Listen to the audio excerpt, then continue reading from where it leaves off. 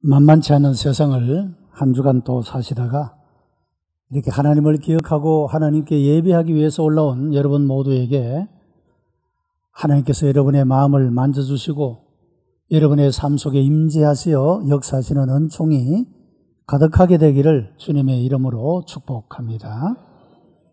C.S. 루이스라고 하는 평신도는 오늘의 이 시대를 가리켜 구도의 정신을 상실한 시대다, 이런 말을 했습니다. 그 증거로서 사람들은 죄악 중에 살면서도 죄를 심각하게 그렇게 고민하거나 죄에 대해서 그렇게 고백하는 이런 삶을 살아가지 않는다라고 말합니다. 요즘에는 여러 학문들이 많이 발달되어져서 사람의 삶과 아주 깊숙한 관계를 맺고 있습니다만은, 특별히 심리학이라고 하는 것은 여러 종류의 많은 단어들이 생성되게 되는 것을 볼 수가 있습니다. 우리가 죄라고 마땅히 불러야 할 그런 영역에 있어서 심리학 용어로 여러 모양으로 정서장애, 정서불안, 이런 여러 가지 다른 말들로서 환경부정응, 이런 습관적인 집착, 이런 여러 가지 심리학적 용어로 그 죄를 감추고 묻어버리는 그런 모습이 현대를 살아가는 삶의 모습이다라고 하는 것입니다. 여러분, 죄의 문제는 그렇게 한다고 없어지는 것이 아닙니다. 칼 메닝그라고 하는 정신의학자는 그렇게 한다고 해서 이런 경향이 결코 정신 건강에 도움이 되지 않는다, 그런 말을 했습니다. 그렇지 않겠습니까?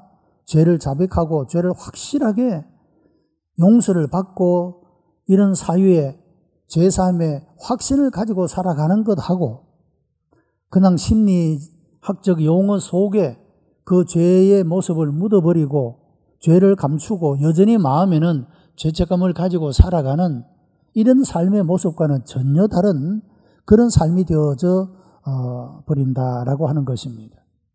그래서 우리가 죄를 숨기고 살아가는 이 삶은 결코 정신 건강에도 우리 육체의 건강에도 도움이 되지 않는다, 그런 표현을 쓰고 있는 것입니다.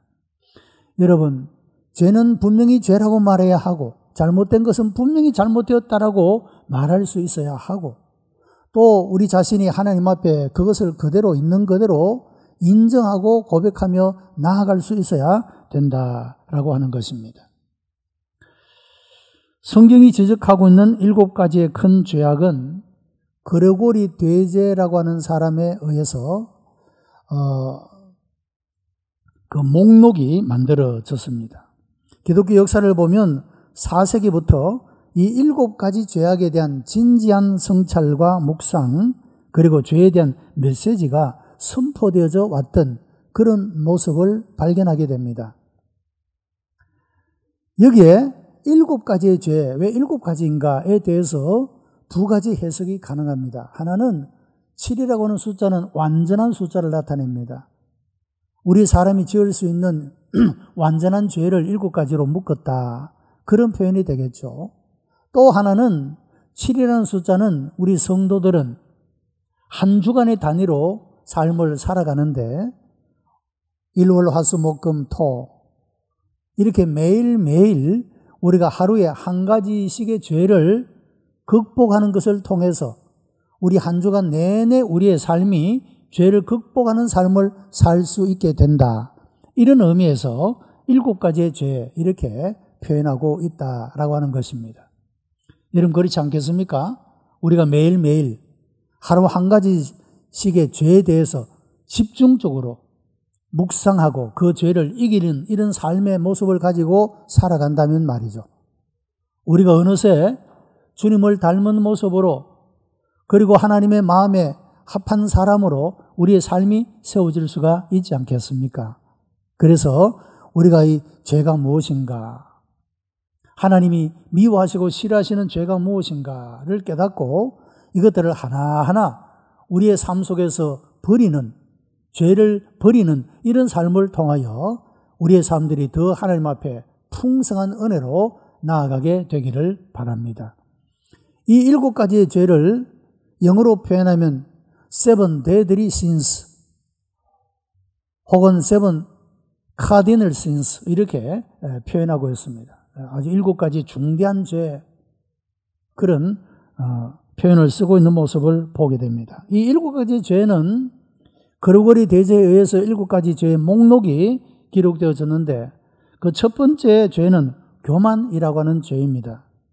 오늘 말씀을 통해서 생각해 보고자 하는 것이고 두 번째는 질투, 세 번째는 분노, 네 번째는 지난주에 말씀을 묵상했던 탐심, 다섯 번째는 탐식, 여섯 번째는 게으름, 일곱 번째는 정욕 이렇게 7가지 죄를 가리켜 기독교 역사에서 가장 크다란 7가지 죄라고 그렇게 이야기되고 있다는 것입니다.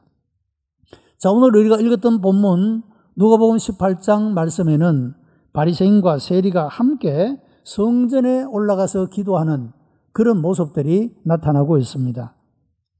이 바리새인과 그리고 세리의 이 두 사람의 기도의 모습을 통하여 성경이 교훈하고자 하는 것은 우리들에게 교만하지 말고 겸손하라 이 귀한 교훈을 주고 있다라고 하는 것입니다.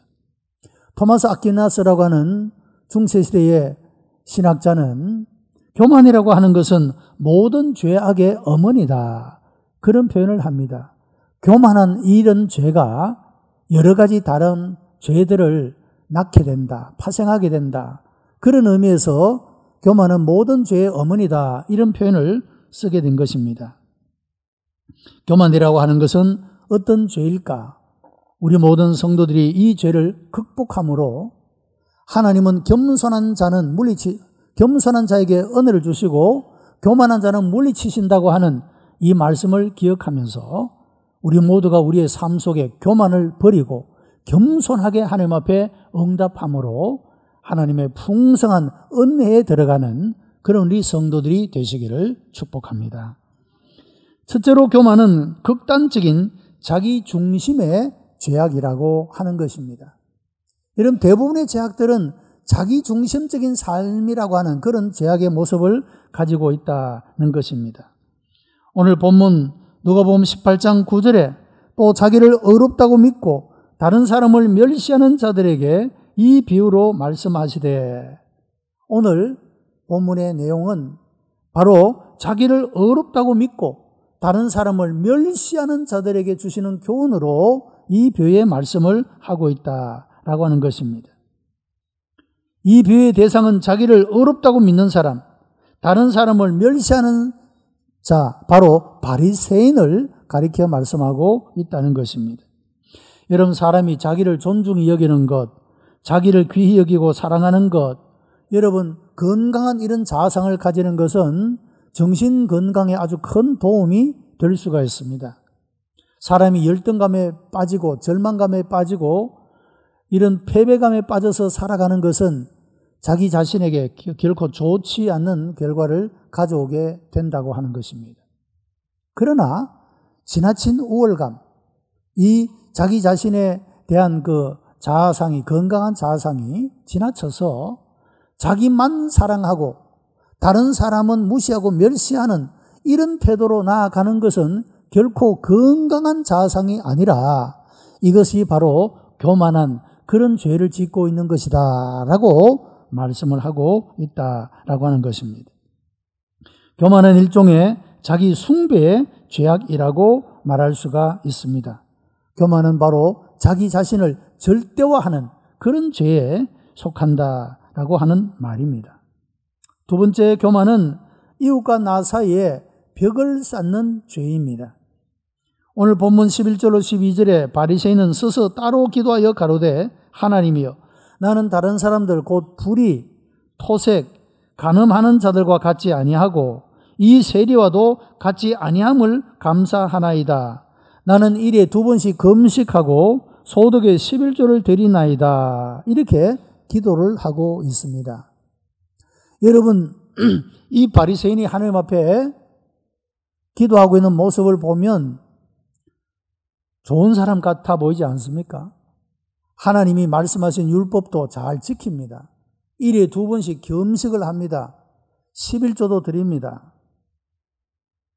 그리고 토생하는 일도 없고 불의를 행하는 일도 없고 간음을 행하는 일도 없습니다. 하나님의 말씀을 잘 지키고 있습니다. 나는 저런 죄인들과 같지 않습니다. 저런 나쁜 사람들과 같지 않습니다. 그런 기도의 내용이라고 하는 것입니다. 여러분, 인간적인 측면에서 보면 존경할 만하고 바람직한 그런 사람의 모습이라고 생각할지도 모릅니다. 그러나 바리새인이 기도할 때 그 기도하던 위치가 세리들과는 구별해서 따로 서서 기도하고 있다라고 말하고 있는 것입니다. 그리고 반복되는 단어는 같지 않다는 것입니다. 불의를 행하는 사람, 토색하는 사람, 가난하는 사람들과 같지 않다. 그리고 저쪽에서 기도하는 세리와도 같지 않다. 그렇게 표현하고 있는 모습을 보게 됩니다. 여러분, 성도라고 하는 말은 거룩할 성, 무리도, 거룩한 무리가 성도입니다. 거룩이라는 개념의 가장 중심되는 개념은 구별이라고 하는 것입니다.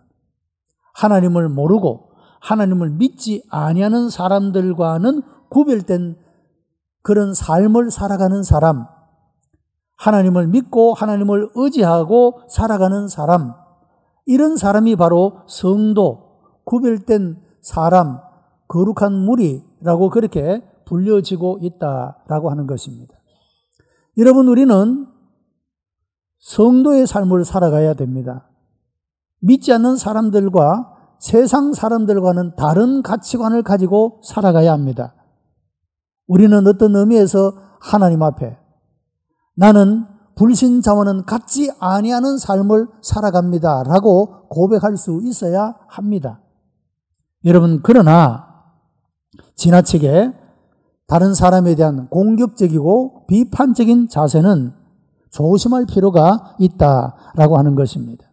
왜냐하면 우리 자신이 건강한 자성을 가지고 나 자신을 사랑하고 귀하게 여기는 일은 좋은 모습이지만 지나쳐서 다른 사람에게까지 간섭하여 다른 사람을 비난하거나 정죄하는 것은 이것은 구별된 삶이 아니라 교만에서 비롯된 것이기 때문이라고 하는 것입니다.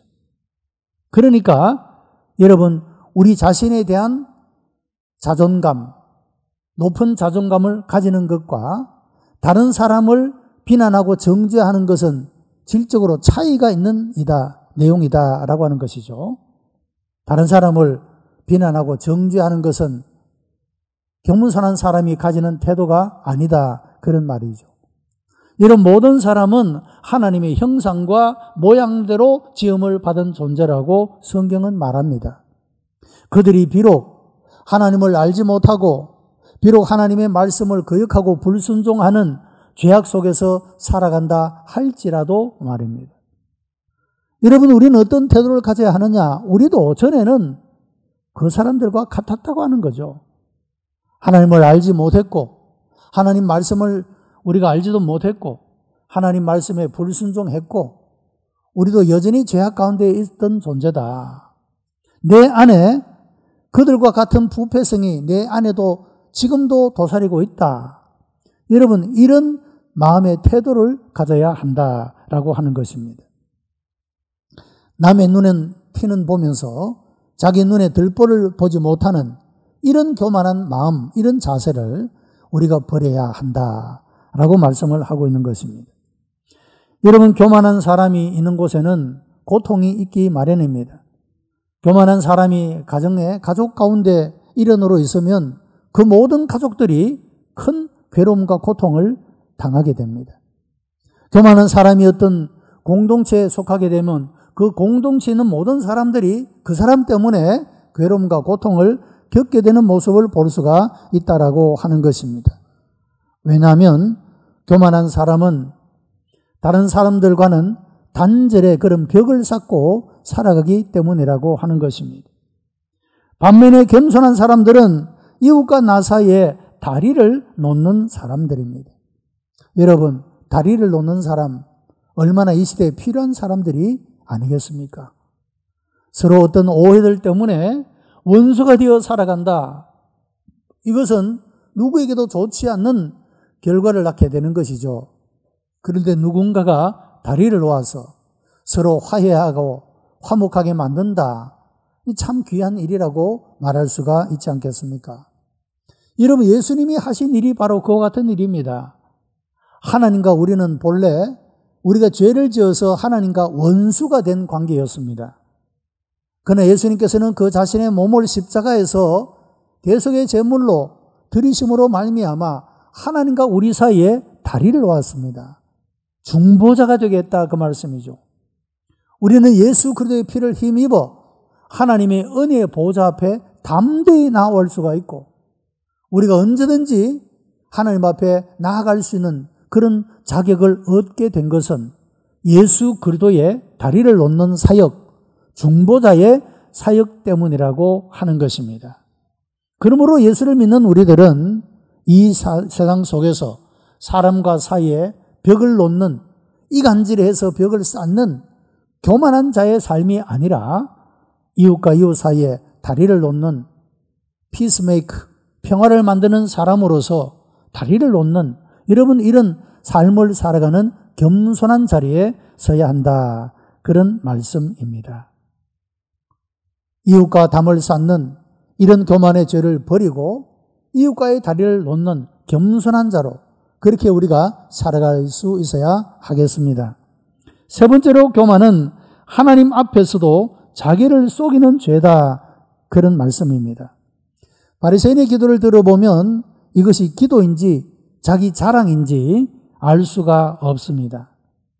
리차드 포스터라고 하는 사람은 아주 유명한 책을 많이 쓰는데요, 그 중에서 우리 한국 사람들에게 잘 알려진 책은 돈, 섹스, 권력이라고 하는 이런 책과 기도라고 하는 책을 썼습니다.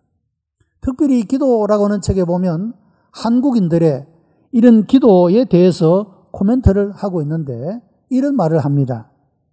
이제는 간구의 기도에서 교제의 기도로 성숙해야 한다. 하나님 앞에 구하기만 하지 말고 하나님과의 친밀한 교제를 위해서 기도하라. 그렇게 충고를 하고 있다는 것입니다. 여러분, 그렇죠. 한국 사람만이 아니죠. 이스라엘에 가면 통곡의 벽이라고 하는 것이 있지 않습니까? 세계의 전 순례객들이 그 통곡의 벽에 와서 그 틈틈이 자기의 기도의 제목을, 기도의 내용을 적어서 꼽아 놓습니다. 근래 보니까 그것이 얼마나 양이 많은지 청소하는 사람이 그것을 아주 거두어서 청소하기가 참 힘들 정도로 많은 기도의 내용들을 보게 됩니다. 저도 거기에 갔을 때 이 사람들이 도대체 다른 나라 사람들은 무슨 기도를 하나 싶어서 그 쪽지를 빼가지고 본 적이 있습니다. 다 똑같습니다. 우리 아들 잘 되게 해주시고, 우리 딸들 잘 되게 해주시고, 내가 하고 있는 사업 잘 되게 해주시고, 건강하게 해주시고, 다 이런 똑같은 기도입니다. 별거 아니에요, 다른 사람들도. 다 똑같은 기도라고 할 수가 있죠. 자, 그런데 여러분, 어떤 기도는 우리의 삶을 새롭게 만들고 변화시켜 줍니다. 그리고 어떤 기도는 아무리 기도해도 그 사람의 삶이 변하지 않는 기도가 있습니다. 어떤 기도가 우리의 삶의 변화를 일으키겠습니까? 주님과의 관계가 성숙되도록 기도하는 것. 여러분, 이런 기도는 우리의 삶을 변화시켜 주는 줄로 믿습니다. 어떤 기도입니까? 주님, 내가 어떻게 하면 주님이 기뻐하시는 뜻대로, 주님이 원하시는 대로 내 삶을 드릴 수가 있을까요? 내가 어떻게 하면 주님을 좀 더 닮아갈 수가 있을까요? 어떻게 하면 내가 주님께 좀 더 가까이 갈 수가 있을까요? 내 삶이 어떻게 하면 주님의 기쁨이 될 수가 있을까요? 여러분, 주님과 나와의 관계의 성장을 위해서 기도하는 것. 여러분, 이런 기도를 드리는 사람은 그 삶이 예수 그리스도 안에 세워지게 되고 날마다 새롭게 되고 변화되어 갈 줄로 믿습니다. 그렇지 않고 매일 자기만 위해서 구하고 하나님 앞에 달라고만 하고 하나님 앞에 어떻게 살까를 묻지 아니하는 사람은 매일 기도를 드려도, 아무리 오랜 기도를 드려도 그 삶은 변하지 않는다. 리차드 포스터가 이 기도라는 책에서 지적하고 있는 그런 내용이 됩니다. 성도 여러분, 우리의 기도도 성숙해져 가기를 바랍니다. 여러분, 솔로몬이 하나님 앞에 기도할 때 하나님 마음에 합한 기도를 드릴 때 솔로몬이 구하지 아니했던 부귀와 영광도 주신 모습을 볼 수가 있지 않습니까? 우리가 먼저 우선적으로 주님과의 관계의 성숙을 위해서 기도한다면 우리의 모든 필요를 아시는 주님은 여러분, 우리가 구하지 않는 것까지도 우리가 지금까지 늘 구하기만 해왔던 그 모든 문제들에 대해서도 응답해 주실 줄로 믿습니다. 이것이 높은 수준의 기도입니다. 우리 모든 성도들이 그런 높은 수준의 기도자가 되기를 축복합니다. 어떤 자매는요, 기도할 때, 결혼을 할 때 남편하고 약속을 했답니다. 믿지 않는 남편인데 우리가 잠자기 전에는 꼭 손을 잡고 기도하고 자자, 그 약속을 했답니다. 결혼하기 위해서 이 남자가 여자의 제안을 받아들이고 그렇게 꼭 하겠노라고 대답을 했습니다. 우리 중에도 그런 분들이 있죠. 결혼하기 위해서 약속한 사람들. 근데 그 약속을 지키기 위해서 매일매일 자기 전에 손을 잡고 기도를 했답니다. 근데 어느 날 이 남편이 술이 만취가 되어서 돌아왔습니다. 약속은 지켜야 하니까 손을 잡고 기도를 합니다. 아내가 이런 기도를 합니다. 하나님, 오늘 우리 남편이 술이 만취가 돼서 돌아왔습니다. 하나님, 우리 남편을 용서해 주세요. 이렇게 기도를 했습니다. 그랬더니 남편이 이렇게 대답을 합니다. 여보, 그렇게 기도하지 말고 술 취했다고 말하지 말고 그냥 아프다고 그래. 그렇게 말을 하더라는 거죠. 자, 여러분, 하나님 앞에서조차도 그 인간의 얄팍한 자존심, 그것 때문에 술 취했다 말하지 말고 아프다고 그래. 여러분, 이것이 인간의 모습 아닙니까? 교만의 죄는 무엇이냐? 하나님도 속이는 죄가 되어진다. 그런 말씀입니다. 하나님 앞에서도 포기하지 못하는 자존심, 인간의 마음속에 뿌리 깊은 교만의 모습을 볼 수가 있는 이야기일 것입니다. 여러분, 이런 교만은 어떤 결과를 가져오느냐? 그 기도가 응답되지를 못합니다.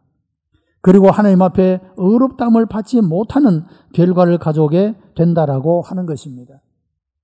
여러분, 세리는 어떤 기도를 드렸습니까? 오늘 본문 누가복음 18장 13절에 세리는 멀리 서서 감히 눈을 들어 하늘을 우러러 보지도 못하고 다만 가슴을 치며 가로되 하나님이여 불쌍히 여기옵소서 나는 죄인으로소이다 라고 기도하고 있습니다. 여러분, 이 사람이 하나님 앞에 의롭다, 인정함을 받았다고 성경은 말씀합니다. 우리가 하나님 앞에 의롭다고 인정함을 받는 것은 내 자신을 자랑하는 것으로 받는 것이 아니라 내 자신의 부족함과 연약함과 못남과 잘못됨을 정직하게 하나님 앞에 고백하며 하나님이여 나를 불쌍히 여겨 주시옵소서, 나는 죄인입니다 라고 하는, 여러분, 있는 그대로 정직하게 하나님 앞에 나아가는 이런 겸손한 기도가 응답받고 용서받고 의롭다함을 받게 되는 줄로 믿습니다. 그러니까 여러분, 성경이 말씀하는 대로 하나님은 교만한 자는 물리칩니다. 바리새인의 기도는 하나님이 받지 아니하십니다. 세리의 겸손한 기도는 들으시고 그에게 은혜를 베푸시고 응답해 주시는 모습을 볼 수가 있다는 것입니다. 여러분, 교만한 사람은 불신자의 입장에서 보면 하나님을 필요로 하지 않는 사람 아닙니까? 불신자가 무엇입니까? 하나님 없어. 하나님 도움 같은 거는 필요가 없어. 이런 사람이 불신자의 모습이죠. 여러분, 신자의 입장에서는 우리가 더 이상 하나님의 은혜를 필요로 하지 않아. 내 육체의 삶에 필요한 것만 주시면 돼. 더 이상의 깊은 영적인 은혜는 내가 필요로 하지 않아. 여러분, 이것은 신앙 안에 있는 교만한 자의 모습이라고 말할 수가 있는 것입니다.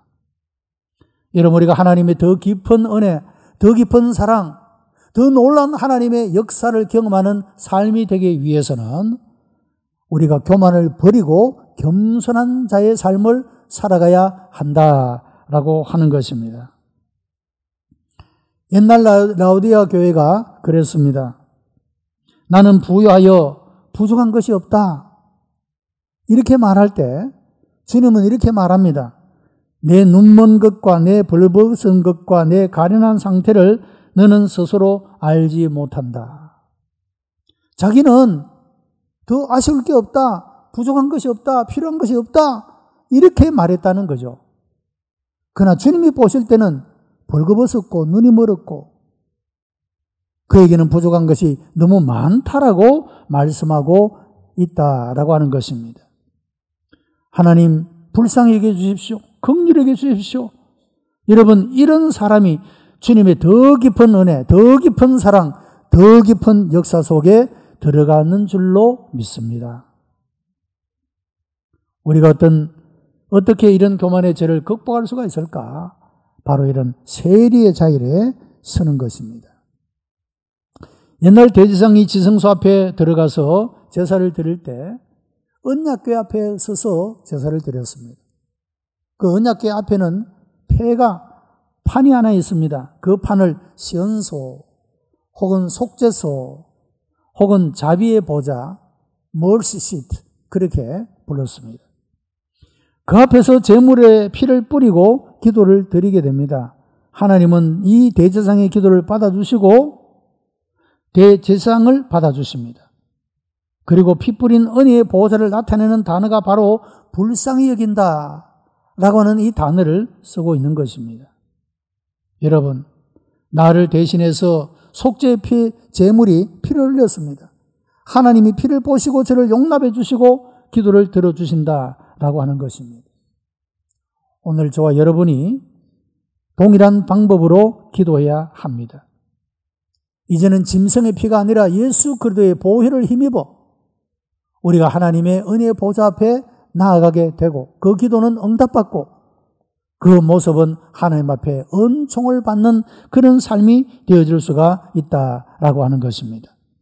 주의 피로 용서받아 은혜의 보좌 앞에 나아가고 나를 받아주심을 감사하고 이런 겸손이 우리의 삶을 새롭게 한다는 사실을 기억하고 모든 교만을 버리고 하나님 앞에 겸손함으로 이 하나님의 큰 은총 속에 들어가고 이 은혜를 경험하는 그런 우리 복된 성도가 다 되시기를 주님의 이름으로 축복합니다. 기도하십시다. 은혜가 풍성한 하나님, 감사와 찬송과 영광을 하나님 앞에 올려드립니다. 우리를 사랑하시어 세상 속에 우리를 불러내어 성도의 삶을 살아가게 하시고 구별된 삶을 살아가도록 인도하시니 감사하옵나이다. 우리의 모든 교만을 내어버리고 겸손한 모습으로 하나님 앞에 응답하며 살아가게 하시고 겸손한 자에게 주시는 그 풍성한 은혜 안에 이 한 주간도 살아가도록 주님 인도하시고 역사해 주시옵소서. 감사하며 예수님 이름으로 기도드리옵나이다. 아멘.